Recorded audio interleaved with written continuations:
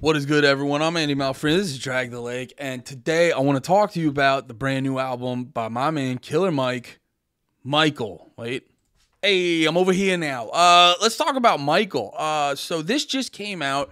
I got a good amount of listens into it, probably like 3 or 4. So this is not, I always like to make the point, this ain't the definitive review. I don't think anyone ever really gets the definitive review. I've been listening to, there's certain albums I've been listening to for like 5-10 years straight, and I still evolve on things with it. I still notice different things and this and that, but this is just going to be my general thoughts on it. And put simply, God damn it, Killer Mike don't miss.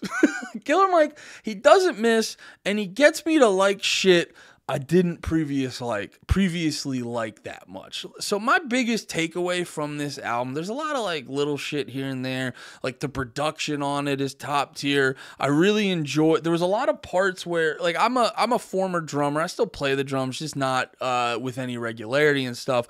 But like one of the big reasons I love listening to hip hop, besides just dope MCs, is beats and shit like that. And it's why one of my favorite producers is Chuck English from the Cool Kids.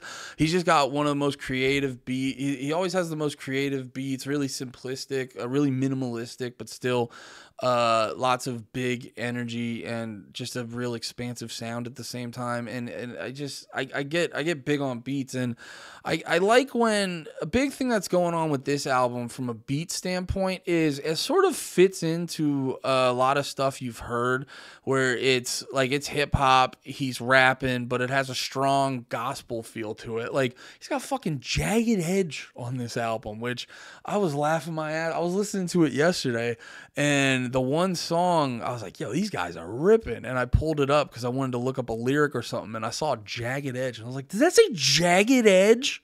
Did Killer Mike call up Jagged Edge and was like, yo, dude, can you guys kill it for me real quick? And they said, yes, sir, we can, Killer Mike. But no, from like a beat standpoint, it's just like a lot of subtle things where he's taking stuff you've heard before, but just presenting it to you in a better coat of paint. You know what I mean? Like there's certain songs that he's not like reinventing the wheel, but he's just kind of giving you like this, this thing you've heard before. Let me give you the best version of it. So that was definitely getting me. There was like some drums and stuff on here that were fucking blowing my mind. I was talking about it before. I did a review before on this channel about, I forget the name of the song. It was the one he did, the one on here he does with LP. Yeah, Don't Let the Devil. I was talking about Don't Let the Devil, and on that there was like, just from a production standpoint, it had a very distinct sound to it. And I forget which song it was, but there was one song on here where the bass drum was just fucking killing me. It was sounding so cool. So from a production standpoint, it sounds top tier. Killer Mike killing it. There's a reason this is going to be a very complimentary interview, because Killer Mike is in fact my favorite rapper. He's the best.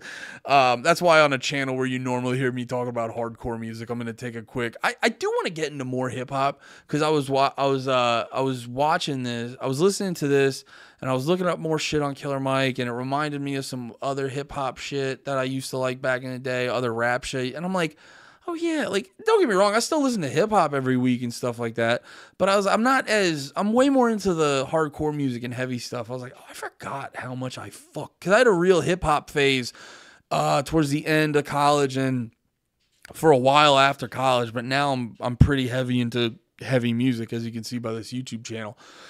But Killer Mike fucking reminded me. I was like, oh, I like hip hop outside of just Run the Jewels. I like a lot of fucking hip hop. The one it reminded me of, did you guys go on Noisy's YouTube channel, which is Vice's music YouTube channel?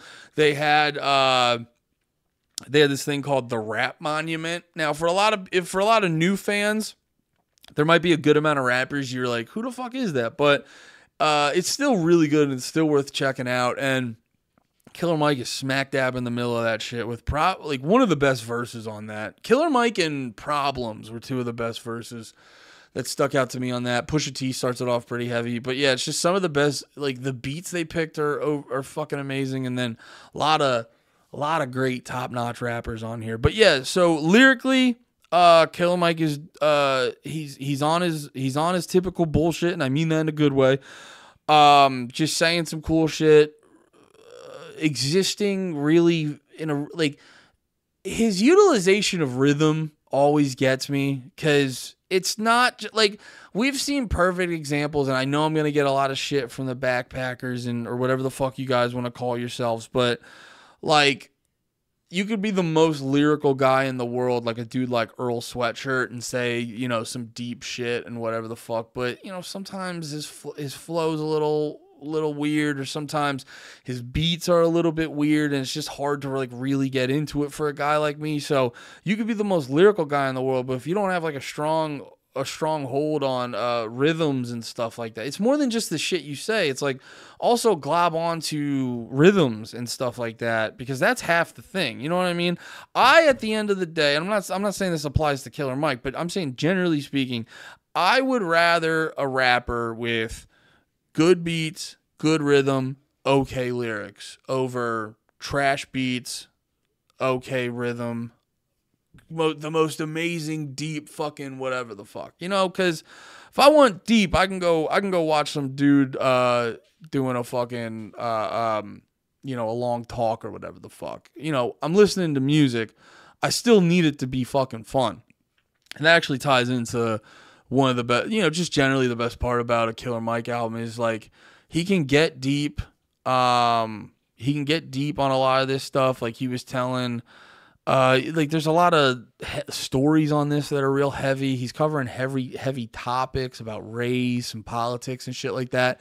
He can get heavy, but he still pairs that up with fun, engaging beats that just, you know, and that's what you need sometimes when it gets super heavy, to like lighten up the mood. Because if you're just heavy all the time, you're gonna, you know, you don't want to pop on a Killer Mike album and then leave it sad.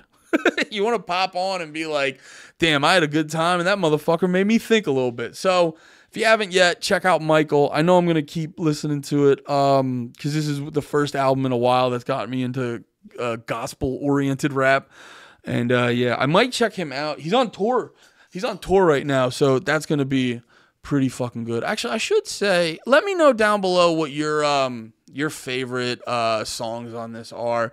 Mine, and this was actually my one minor complaint about this album. I was thinking about this listening to Run and Talking That Shit, which are right now my two favorite songs on this album. I know the one with Jagged Edge was fucking popping. I mentioned that earlier. Now, these could be my two favorite just because I'm more familiar with them, because I heard them before the album came out and stuff. But a lot of times, this is the bummer of, it's just the way you have to kind of like promote your album, where you kind of have to give people the best shit out of the gate. Because it's like, I always miss that moment. I always miss that moment where you're listening to an album and there's like, they kind of have like a secret weapon on there that you're like, oh fuck. You know, so that was a little bit, but that was a slight bummer, but at the same time, you know, these are two of like the hypest songs on the album, and I think those are easy ones to grab you out of the gate. So you know, who's to say that over time, so some of the more deeper, more meaningful songs glob on to me more so, you know, but that was just my one little, just another little thought I thought up after listening to this album. But yeah, if I gave it a rating, I'd probably say 9 out of 10. Maybe, I don't know. I don't like doing ratings, because also too, it's like my opinions on these things shift so much over time. But it was fun. Here's my rating. Go fucking listen to it. You will not be less happy after you listen to it. All right. Thanks for watching. I love you all. Be about it. Peace.